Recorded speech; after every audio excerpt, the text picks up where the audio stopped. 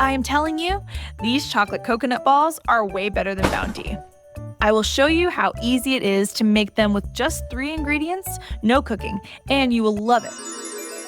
To make this coconut chocolate balls recipe, you will need desiccated coconut. Add 1.5 cups or 120 grams of desiccated coconut to a bowl. Then add a pinch of salt to enhance the flavor and pour in 2/3 cup or 150 grams of condensed milk. This will help bind everything together and make the mixture nice and sweet.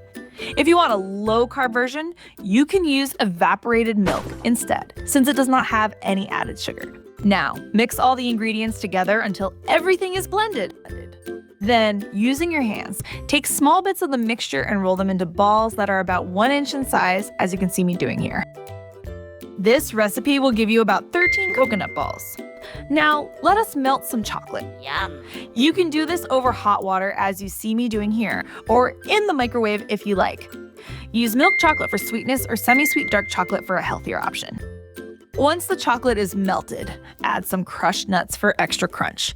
Hazelnuts work really well in this recipe, adding a rich, nutty flavor that goes perfectly with the chocolate.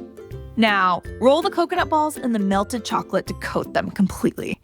This gives each ball a delicious chocolatey layer that tastes amazing with the coconut inside. Oh yeah. Once all the coconut balls are covered with chocolate, place them in the fridge for about 30 minutes.